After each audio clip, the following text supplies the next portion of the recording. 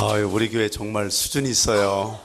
와, 야, 음악 해온 것처럼 정말 이렇게 성령 충만한 정말 찬양 음악회 같아요. 와, 우리 성가대 다시 한번 박수하겠습니다.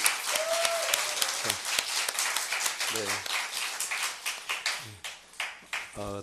오늘 정말 그 찬양팀부터 너무 은혜가 넘쳤습니다. 지난번에 제가 기쁨의 교회 한 500명 정도 청년들이 모여있는 수련회에 가서 설교했었는데 그때 찬양팀도 이 정도밖에 못했어요. 와, 하여튼 오늘 다윗이 온 줄 알았습니다. 방방 뛰는데, 네, 다윗이 그렇게 찬양했거든요. 다윗이. 그러니까 오늘 어른들 중에서 청년들이 저렇게 막 이 챔버 오케스트라와 함께 저렇게 뜨겁게 성령 충만하게 뛰면서 찬양할 때 같이 뛰신 분들은 다윗의 복이 임할지어다. 네, 다윗이 그렇게 했어요. 그러니까 막 자기 망가지든지 말든지 그냥 하나님만 바라보고 찬양했어요. 남들이 비웃었죠. 비웃은 사람들은 막 엄청난 일을 당했잖아. 그러니까 비웃지만 않아도 성공하는 거고요. 다음에 우리 청년들이 저렇게 뜨겁게 찬양하면 우리도 한번 같이 한번 뛰어보겠습니다. 할렐루야. 네, 네. 이렇게 성가대나 우리 이 찬양팀 챔버 오케스트라가 마음껏 예배드릴 수 있도록 뒤에서 수고하신 모든 분들 있습니다. 아이들에게 가르치고 또 밥을 준비하고 또 차량 안내하고 또 그리고 이렇게 데코하고 뒤에서 기도하시고 모든 분들에게 우리 감사하겠습니다. 네. 네. 특별히 제가 오늘 우리 교회 너무 자랑스러워요. 사실 우리 담임 목사님은 아프리카에 계시지만 우리가 참 또 아프리카에서 이런 뜨거운 역사가 일어날 줄로 믿습니다. 예, 근데 미국에서 10몇 년 동안 저를 위해서 기도해 주신 제가 섬기던 교회 권사 회장도 역임하신 우리 김영희 권사님이 미국에서 오셨습니다. 언니와 함께 오셨는데 우리 한번 환영하겠습니다. 네, 네, 네, 네, 네, 네. 이렇게 저희가 멋지게 예배드리는 날 오셔서 고맙습니다. 네, 우리 하나님 말씀 오늘 요한복음 20장 1절부터 8절 말씀을 중심으로 해서 부활은 정말 사실인가? 왜 이런 제목을 택했냐면요, 요즘도 아직도 부활을 사실이라고 안 믿는 사람들이 있어요. 예수님 당시에도 안 믿었거든요. 그 당시에 유대나라의 석학이라고 하는 사두개인들, 정권을 다 잡고 있는 사두개인들이 부활을 못 믿겠다는 거예요. 성경으로 증명을 해보래요. 근데 사두개인들은, 참고로 말씀드리면 사두개인들은 모세 오경밖에 성경으로 안 믿어요. 다른 거는 성경으로 인정을 안 해요. 모세 오경이 뭔지 아시죠? 창세기, 출애굽기, 레위기, 민수기, 신명기 5권만 성경으로 인정하는 거예요. 그러니 예수님이 무슨 수로 그 사두개인들에게 성경으로 예수님이 부활하실 거라는 걸, 또 부활이 있다는 거를 증명할 수 있습니까? 그 사두개인들이 와서 탈을 잡기를, 마태복음 22장에서 이제 그 당시에는 형이 돌아가시면 동생에게 그렇게 이제 형수를 주었어요. 왜냐하면 다른 이유가 있는 것이 아니라 형네 집안에 후손이 없으면 형네 집안에 준 하나님의 몫이 없어진다 그래가지고 땅이라든지 이런 걸 주지 않습니까? 그래서 이제 형한테 이렇게 쭉 형수한테 계속해서 죽으면 주게 되는데, 형의 집을 유지하기 위해서. 근데 다 그렇게 7형제가 다 죽고 다 같이 살았는데 천국 가면 누구랑 같이 살게 되냐고 그런 질문을 합니다. 그러니까 예수님이 그 뭐라고 대답해요? 그러니까 22장 33절 같이 한번 봉독하십시다. 부활이 없다는 사두개인들이 그날에 예수께 와서 물어 이르되, 29절 예수께서 대답하여 이르시되 너희가 성경도 하나님의 능력도 알지 못하는 거로 오해하였다. 30절 계속해서 보시면 부활 때에는 장가도 아니 가고 시집도 아니 가고 천사들과 같이 됩니다. 시집도 안 가고 장가도 안 가고, 다시 말하자면 이 땅에서는 부부가 인간 중에서는 제일 친한 사이인데 천국에서는 다 그 정도 이상 친합니다. 그래서 그게 문제가 안 될 정도로, 예를 들면 우리 어렸을 때 초등학교 때는 동네에서 구슬치기 할 때 구슬 같이 그 팀 짜가지고 우리는 번데기라고 그랬는데 동네마다 이름이 달라요. 같은 팀이 있거든요. 뭐라 그러죠? 여러분 동네에서는? 하여튼 그 딱지 같은 거 같이 모으고 구슬 같이 모으는 팀이 있어요. 굉장히 친하거든. 뭐 어떤 동네에서는 깜보라고도 하고 어떤 동네에서는 번데기라도 하고 그러는데 하여튼 그 팀이 굉장히 친한데 뭐 삼촌이랑 그 숙모는 결혼하더니 뭘 그렇게 깔깔거리고, 그래서 확 문을 열어봐도 아무것도 없는데 둘이만 앉았는데 그렇게 좋다고 깔깔거리고 그런단 말이에요. 그러니까 딱지 모으는 것보다 더 좋은 게 있나? 애들이 이해를 잘 못합니다. 그런데 결혼이 최고인 줄 아는 이 땅에서는 그 나라에 가면 모두가 이거보다 더 친해진다는 걸 이해를 잘 못합니다. 한 몸이 돼버리는 것을 이해를 잘 못합니다.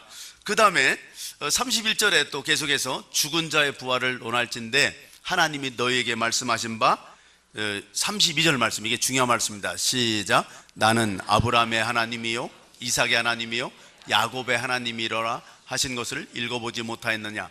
하나님은 죽은 자의 하나님이 아니요 살아있는 자의 하나님이시니라 하시니. 아멘. 그러니까 이 사람들이, 사두개인들이 믿고 있는 성경 구절을 갖다 들여대면서 출애굽기에도 나오잖아요. 하나님이 나는 아브라함의 하나님이요 이삭의 하나님이요 야곱의 하나님이라고. 그러면 이 이야기 속에는 뭐냐면, 그럼 너희들이 모세오경은 믿냐? 모세오경의 하나님이 아브라함의 하나님, 이삭의 하나님, 야곱의 하나님이라고 하는 얘기를 믿냐? 그렇다면 만약에 부활이 없다면 하나님이 죽은 시체들 놓고 하나님 하시냐? 말이 안 되잖아요. 분명히 그들이 살아나야지 살아있는 산자의, 살아있는 자들의 하나님이시지, 죽어서 썩어가는 사람들의, 살아나지 못하는 사람들의 하나님 하시겠냐고. 하나님이, 너희들이 그렇게 믿는 전능하신 하나님이 죽은 자들의 하나님이겠냐고. 그렇게 한마디로 그냥 말씀하시니까 어떻게 했다고요? 33절에 모든 사람들이 무리가 듣고 그의 가르침에 놀라더라. 예수님은 정말 대단하십니다.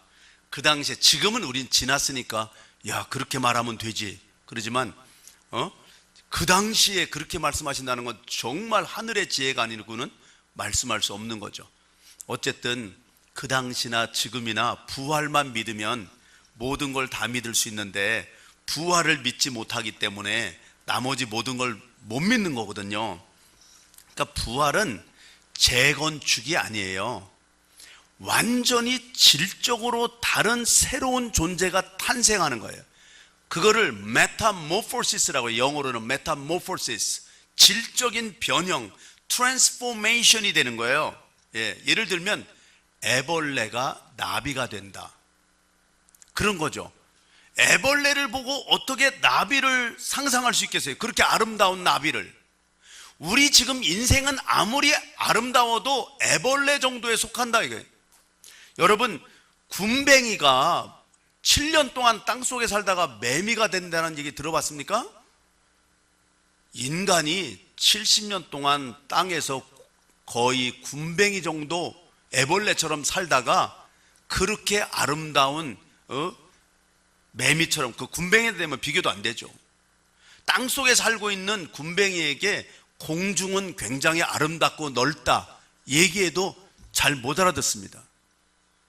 그래서 내가 나중에 공중에 가면 꼭 다시 와서 땅에 와서 다시 얘기해 준다고 그랬는데 아무도 땅에 다시 가지 못했습니다. 매미가 어떻게 땅에 들어가서 애벌레에게 말을 하겠어요? 부활이라는 게 그런 수준이라고요.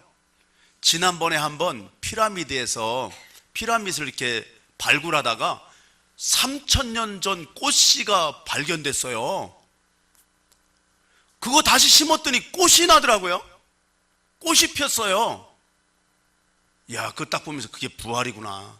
3000년 전에 하나님 믿고 돌아가신 분이라 할지라도 부활의 생명이 임하면 그렇게 꽃처럼 전혀 다른 모습으로 아름답게, 그러나 분명히 그 꽃이와 그 꽃이 연관되는, there is a continuity, 그 연관성이 있으면서 아이덴티파이 할 수 있는, 알아볼 수 있는, 그리고 그를 증명할 수 있는 그런 모습으로, 그렇지만 메타모포시스가 되는 그런 모습으로 그렇게 영광스럽게 저와 여러분이 부활할 줄로 믿으시기를 주님의 이름으로 축복합니다.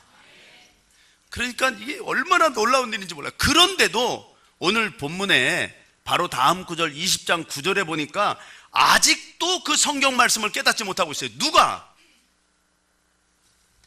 They still did not understand. 누가?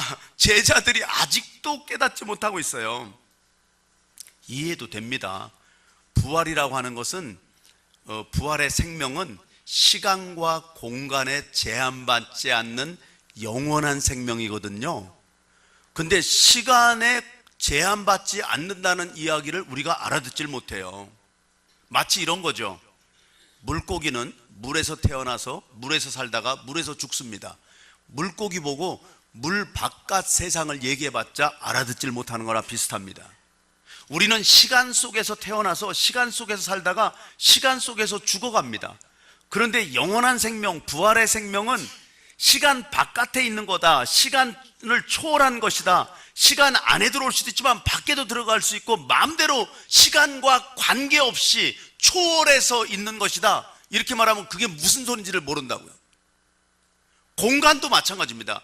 공간도 지금 빛의 속도로 달려가는 우주선을 만들지도 못하지만 빛의 속도로 달려가는 우주선을 만들면 얼만큼 우주 끝까지 가는데 얼만큼 걸리느냐 과학자들이 조사를 했는데 136억 년 걸린대요. 136억 년. 그러니까 이게 빛의 속도로 달려가는데도. 그렇지만 사도 바울이 공간에 상관이 없는 모습으로 그런 부활했을 때 예수님이 변화산에서 변화됐던 모습처럼 영광스러운 모습으로 잠깐 변화되는 순간에 사도 바울의 영적인 몸이 3층천까지 그냥 0.00001초 만에 가버리는 거죠. 아니, 물론 0.00001초라는 말이 성경에 안 나옵니다. 이게 육의 몸이 있은즉 영의 몸도 있느니라, 이런 말씀이 있으니까 그것에 대해서는 아무도 할 말 없겠지만 영의 몸이 있다는 것에 대해서는, 그런데 그 0.00001초 이런 말은 없다고요. 이 부활이라고 하는 것은 이렇게 시간과 공간을 초월해서 영원히 사는 생명, 그런 영원한 존재로 다시 변형되는 거, 메타모포시스가 일어나는 걸 부활이라고 한다고요. 그러니까 그 당시에 12제자 중에 도마라고 하는 쌍둥이 중에 하나가 있는데, 원래 좀 쌍둥이들이 꼭 도마가 그랬는지는 모르지만 쌍둥이들이 대체로 좀 약간 좀 시니컬한 점이 있죠. 이렇게 막 이렇게 따지고 이런 게 있어요. 늘 경쟁적으로 사니까.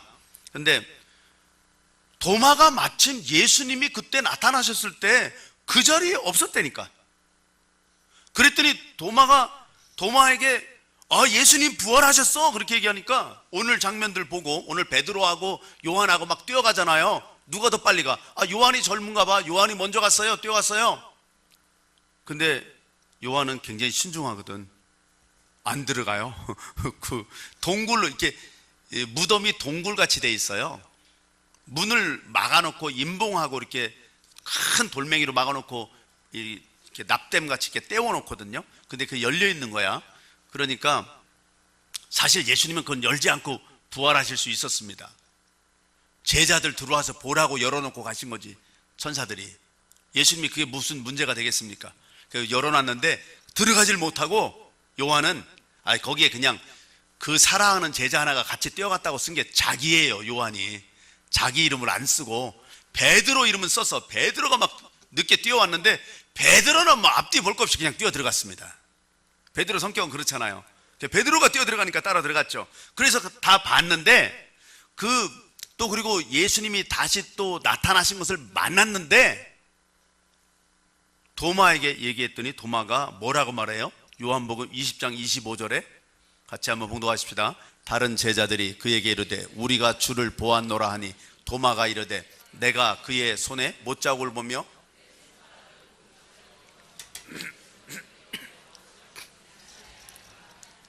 나는 내 눈으로 그의 손에 못자국을 보고 내 손가락을 그 못자국에 넣어보지 않고는 믿을 수 없어, 이렇게 말한 거야. 그랬더니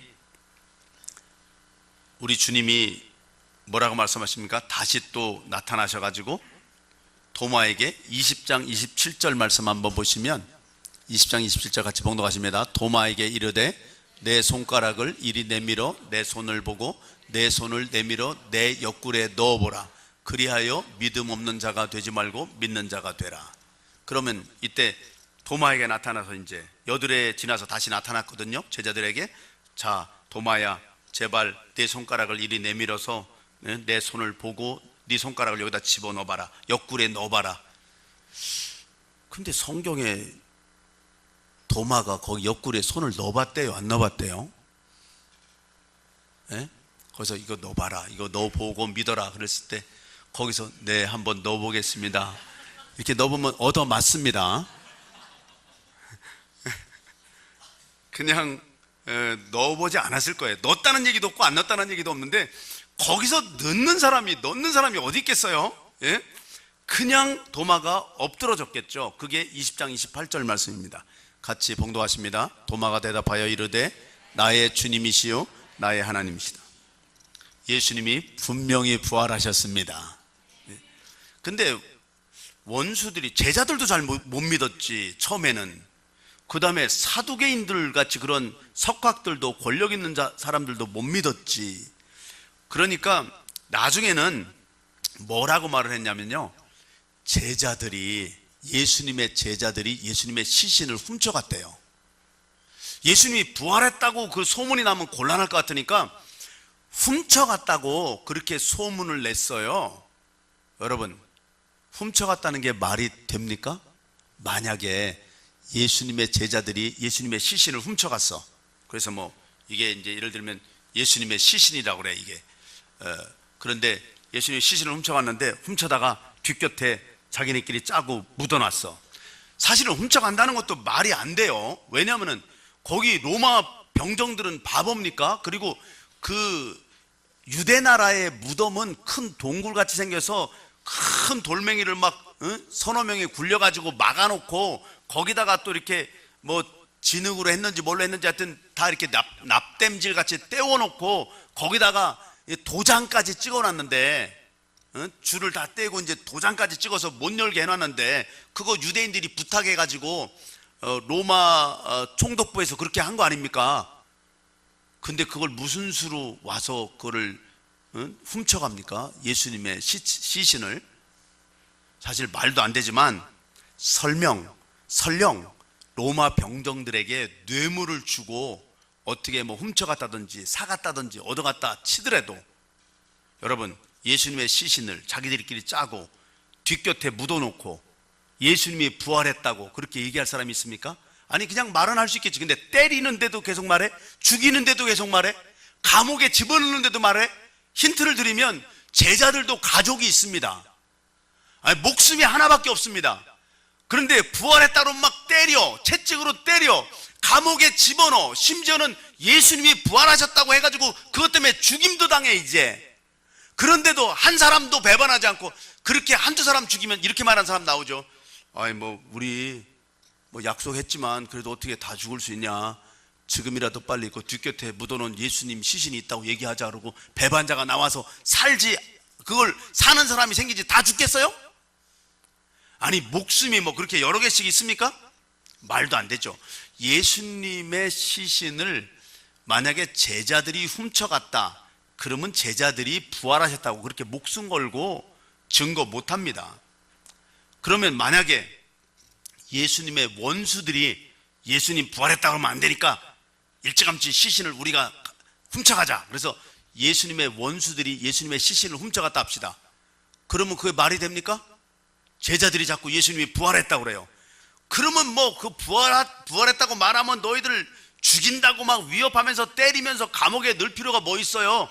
이거 봐, 여기 예수님의 시신이 있잖아. 이것들 전부 다 유언비어를 날조하고 나라를 전복시키려고 그런다, 이거 사형시켜? 이러면 끝나는데 자기들도 그 시신을 보여줄 수가 없는 거예요.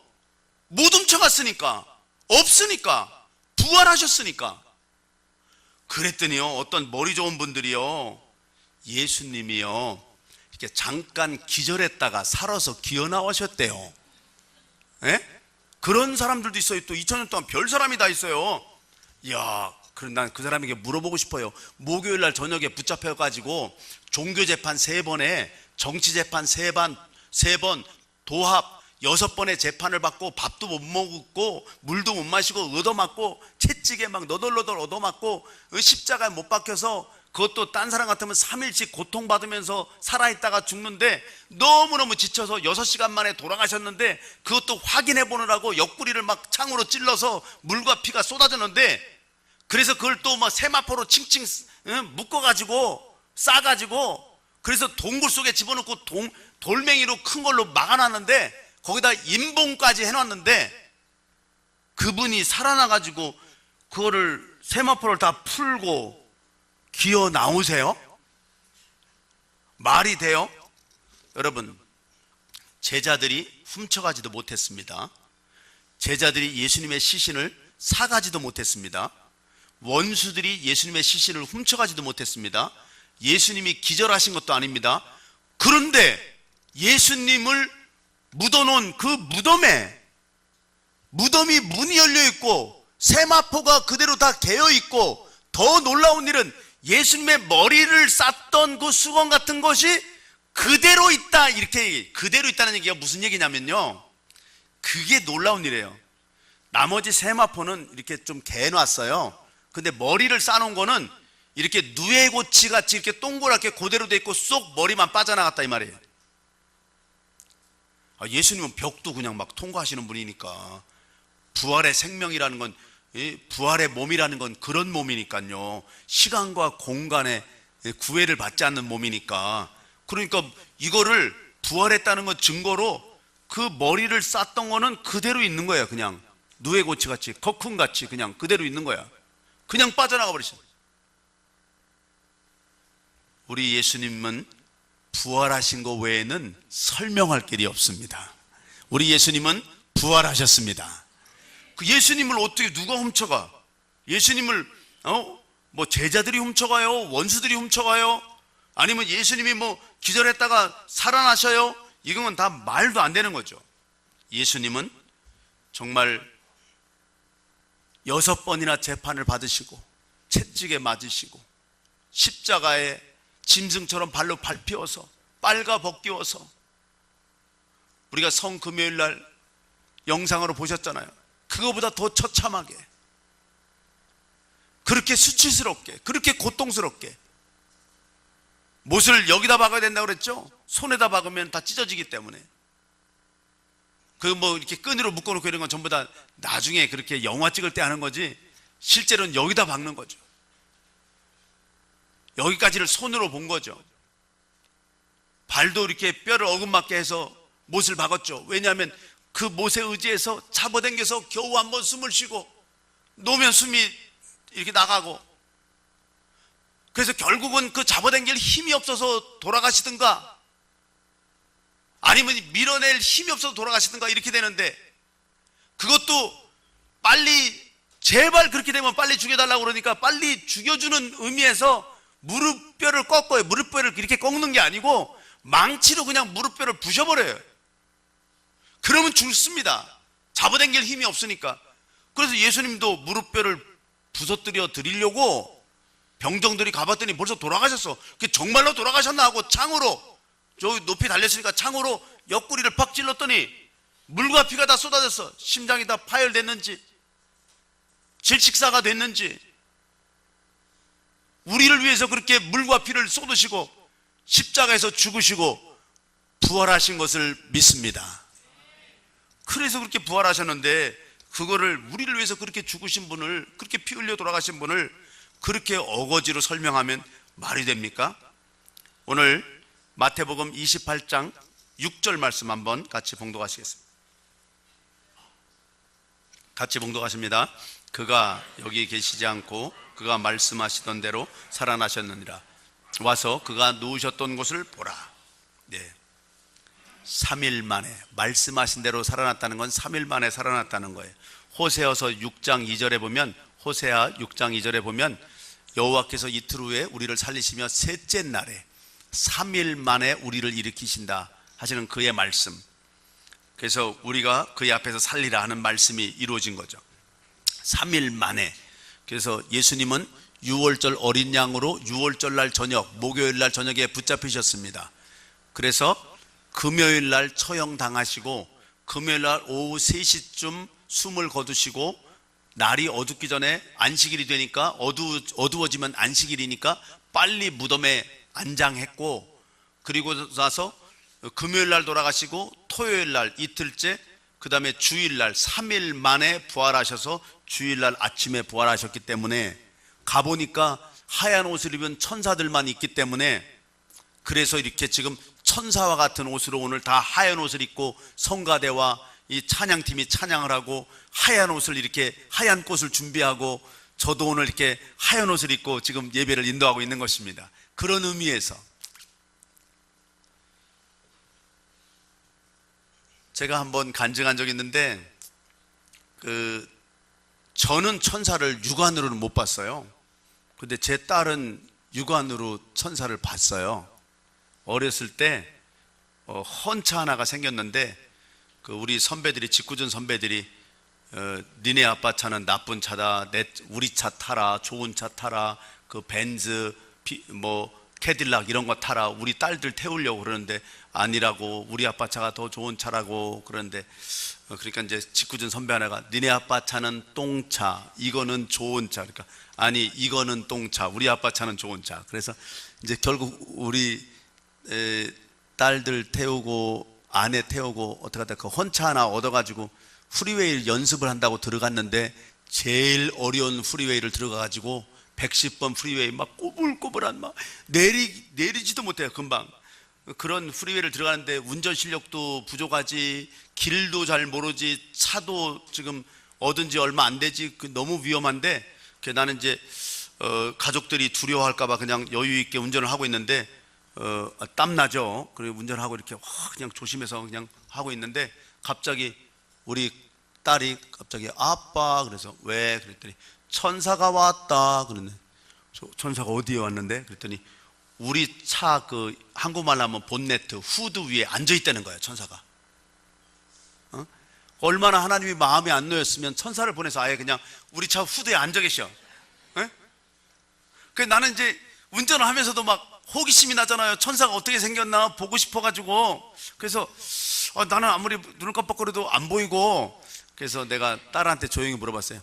천사가 어떻게 생겼는지 설명 좀 해봐. 그랬더니 어떻게 생겼니 천사가? 그랬더니 막 답답해가지고 죽으려고 그래요. 어떻게 설명을 해야 되는데 그것처럼 생긴 게 하나도 없잖아. 에? 그러니까 컵처럼 생겼다 이렇게 말하든지 이렇게 말을 해야 되는데 뭐처럼 생긴 게 없잖아요. 그러니까 막 끙끙거리더니 글로 이러더라고. 그러니까 너무너무 빛나는 모습이야 이러더라고. 영어로. 그러니까 할 수가 없으니까. 지금 오늘 본문에도 그런 천사의 모습이 나오잖아요. 너무너무 빛나는 모습으로, 그런 모습으로. 오늘 다 이 찬양팀이나 성가대나 여러분들을 보니까 정말 천사들 같이 그렇게 빛나요. 아유, 할렐루야. 예? 그 천사들이 이제 와서 거기에 다 돌을 치워주고 거기 앉았었지. 뭐하러 거기 앉았어요? 제자들 위해서 돌문을 치워주고 거기 앉았는 거지. 예수님은 그런 거 상관없어요. 예수님은 6월절 어린 양으로 6월절 날 저녁에 붙잡혀서 그 다음날 처형을 당하고 십자가에 못 박혀서 돌아가시고 3일 만에 초실절 날 부활하셨다고. 초실절 날 부활의 첫 열매로, 보리의 첫 열매를 올려드리는, 제사드리는 초실절 날.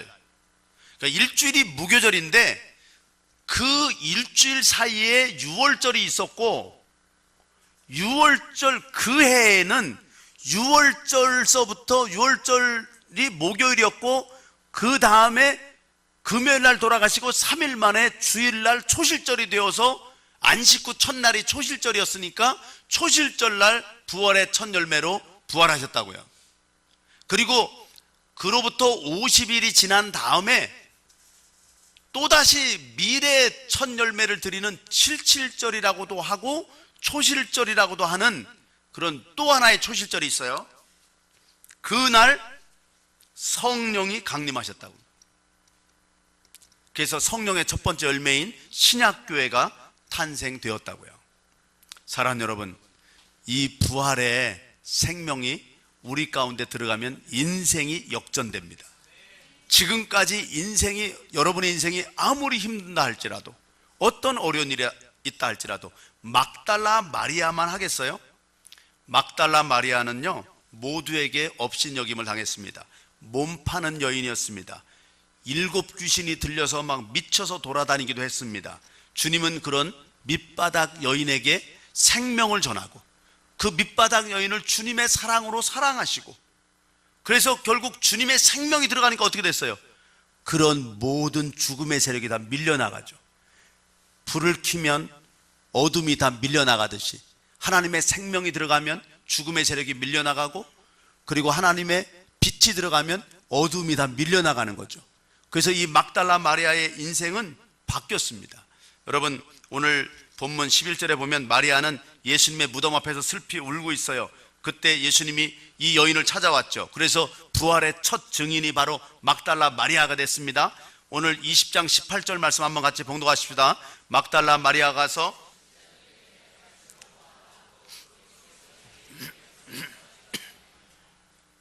막달라 마리아가 예수님을 첫 번째로 봤어요. 부활하신 예수님을.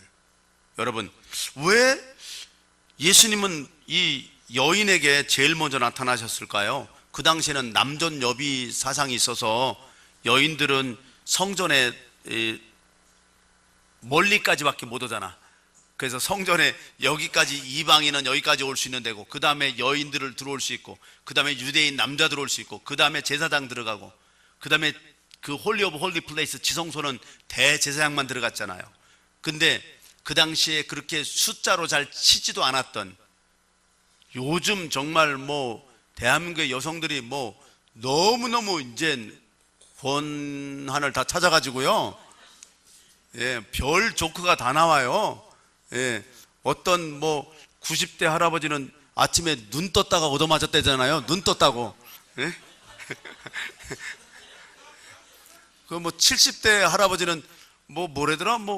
어디 가냐고 물어봤다가 얻어맞았대요. 어디 가냐고 물어봤다가. 그런 걸 왜 물어보냐고 그래. 얻어맞았대요. 네.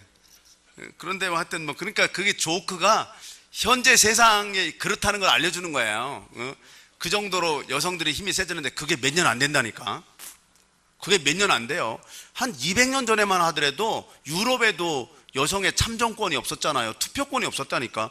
유대 나라에서 여성을 숫자로 세지도 않았어. 그런데 증거를 하려면 좀 굉장히 권력 있고 공부를 많이 하고 이런 사람에게 나타나가지고 예수님이 부활했다고 그러는 게 난데, 하필이면 무슨 귀신 들렸던 여자, 무슨 쉬운 말로 창녀였던 여자, 또 여인, 이런 사람에게 나타나시냐고요? 이유가 뭐예요?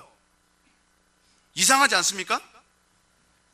한마디로 말하면 예수님 살아 생전에 목숨 걸고 예수님을 제일 사랑한 사람이 막달라 마리아였다니까요. 제자들도 다 도망갔어요. 남자들도 다 도망갔는데 예수님 십자가에 못 박히는 데까지 쫓아갔고, 죽이려면 죽이라고 예수님 십자가 못 박히는 데까지 쫓아갔고, 뿐만 아니라 안식일에 무덤까지 가면 이건 율법을 어기는 행위예요. 안식일에도 무덤에 가질 않나? 안식 후 첫날에 무덤에 가질 않나? 원래 유대인들의 관습에 의하면 3일 동안은 무덤을 방문하면 안 됩니다. 3일 동안은 그 영혼이 그 주위를, 죽은 사람의 영혼이 그 주위를 맴돌고 있다고 믿는 거야. 사실이 아닌데 그렇게 믿고 있는 거야. 그 3일이 지나면 이제 부패가 되고 영혼이 무덤을 떠나간다고 믿어서 그때 지나야지 갈 수 있는데, 그냥 십자가 밑에까지를 가질 않나? 3일 만에 가질 않나? 십자가 처형하는데 따라오면 그냥 잘못하면 자기도 죽을 수 있는데, 십자가 처형돼서 그냥 그 십자가에 매달려서 들판에 짐승의 밥이 되도록 내버려 두는 게 그냥 그런 살벌하고 비참한 그런 처참한 처형인데, 그거를 일거수일투족을 다 바라보면서 그 밑에까지 갔다. 대단한 사랑이죠. 질문합니다. 막달라 마리아가 세상적으로 볼 때는 그렇게 비참한 인생을 살았는데도 어떻게 그렇게 영광스럽게 예수님의 부활의 첫 번째 증인이 될 수 있었나요? 그 비결은 뭐예요? 예수님을 사랑했기 때문이에요. 우리 한번 같이 따라서 합시다. 예수님을 사랑하자. 예수님을 사랑하면 인생이 역전돼요. 예수님을 사랑하면 인생이 달라져요. 그거는 학벌도 상관없어요. 패밀리 백그라운드도 상관없어요. 돈도 상관없어요. 지위도 상관없어요. 권력도 상관없어요. 인생의 역전, 정말 우리가 부활의 생명을 얻으면서 인생이 역전되는데, 역전의 비결은 예수님을 사랑한다. 근데 예수님의 제자들은 어떻게 해서 인생의 역전이 일어났을까요? 제자들이 덜덜 떨었는데 왜 덜덜 떨었어요? 그 다음에는 자기들 십자가에서 처형당할 줄 알고 문 닫고 덜덜 떨고 있었죠. 그랬더니 주님이 찾아오셔서 평강이 있을지어다 그랬어요. 근데 20절에 보니까 주를 보고 기뻐합니다. 그 다음부터 제자들의 인생도 바뀌었어요. 근데 문을 닫고 있는데, 제가 한번 말씀드린 적 있지만, 문을 닫고 있는데 예수님이 문을 열고 들어오셨을까요? 닫고 들어오셨을까요? 그대로 들어오셨을까요?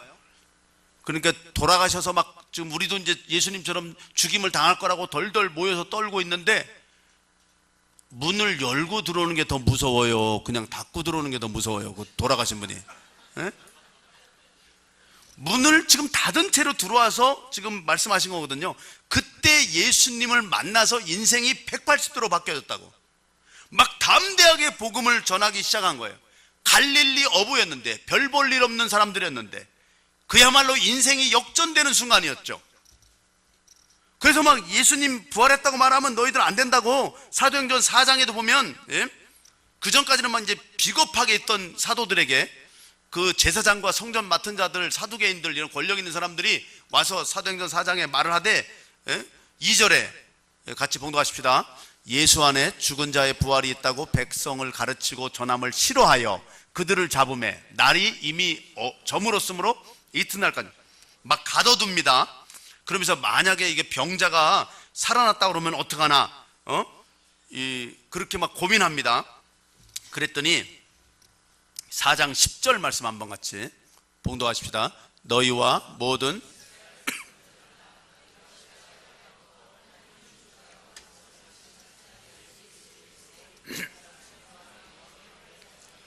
그러니까 이 사람들이 지금 3장에 보면 나면서부터 안진뱅이 된 자, 나면서부터 걸어보지 못한 사람 하나가 성전 미문에 앉아 있었는데, 베드로와 요한이 들어가다가 내게 은과 금은 없으나 내게 있는 나사렛 예수 이름으로 명하노니 일어나 걸어라 그랬더니 막 이 사람이 걸으며 뛰며 하나님을 찬양하며, 완전히 나사렛 예수, 부활하신 예수 이름이 얼마나 센지 완전히 달라졌잖아요. 그래서 그들을 나사렛 예수가 부활했다 소리 하지 말라고 감옥에 가두고 막 때리고 위협했는데, 그랬더니 아니 4장 12절 말씀 봐요. 4장 12절.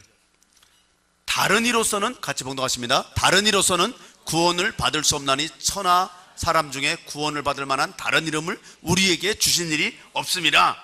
막 이렇게 말하니까 17절에 이거 민간에게 덮어지면 안 된다, 위협하자, 아무에게도 말하지 못하게 하자 그랬더니 18절에 막 경고합니다. 도무지 예수 이름으로 말하지도 말고 가르치도 말라 그랬더니 19절에 이들이 뭐라고 말합니까? 시작.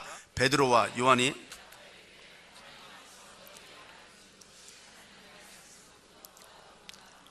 아니 이 사람들이 벌벌 떨고 도망갔던 사람들이 갑자기 권력자들 앞에서, 죽일 수 있는 사람들 앞에서 하나님 앞에서 너희 말 듣는 거하고 하나님 말씀 듣는 거하고 어떤 게 더 옳은지 판단하라 막 이렇게 담대하게 나오는 이유가 뭐예요?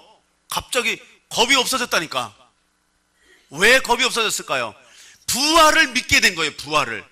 죽여봤자 부활할 거니까. 우리 한번 따라해요. 죽여봤자 부활한다. 다 죽음이 두려워서 그런 거예요. 사실은 뭐 다른 핑계 대지만. 우리 한번 따라서 합니다. 제가 시를 하나 알려드릴 테니까 그냥 외워두세요.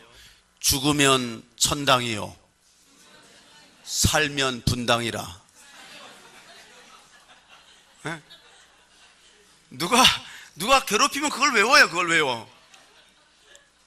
죽으면 천국밖에 더 가냐고. 우리가 뭐를 걱정하냐고. 살면 그래도 이렇게 좋은 데 살고 있는데, 예? 대한민국이 얼마나 좋아졌는데 5,000년 동안에 제일 좋은 시대에 살고 있는데. 그래서 사도들이 막 겁도 없이 막 그렇게 당당하게 담대하게 얘기하고 29절 30절에 뭐라고 기도하는지 보십시오.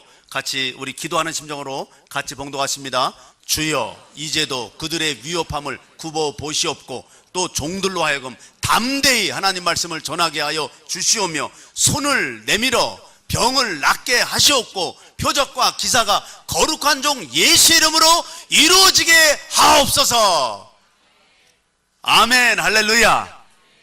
예, 이렇게 나오니까 뭐 서슬이 시퍼런 공회 앞에서 우리가 보고 들은 걸 어떻게 전하지 않을 수 있냐고. 아니, 사도들이 어떻게 이렇게 됐죠? 부활을 받고요, 그 부활을 받고 지금 이렇게 큰 소리 치기 전에 중간에 어떤 일이 일어났어요? 성령 강림이 있었어요. 성령 강림이. 그래서 이 성령을 받으라고 사도행전 1장 4절에 미리 주님이 부탁하셨어요. 사도행전 1장 4절 같이 한번, 사도행전 1장 4절 같이 봉독하십니다. 사도와 함께 모이사 그들에게 분부하여 이르시되 예루살렘을 떠나지 말고 내게서 들은 바 아버지께서 약속하신 것. 아버지께서 약속하신 게 뭐죠? 성령을 받을 때까지 기도하고 있어라. 그래서 사도행전 2장 1절에 보니까 오순절 날까지 기도하고 있는 거예요. 한 열흘 정도 기도한 거죠. 매일 막 기도했는데 그때 오순절 날이 될 때까지 기도를 한 거예요. 오순절 날이 이르렀습니다. 그랬더니 2장 2절에 어떤 일이 일어났어요? 2장 2절 시작.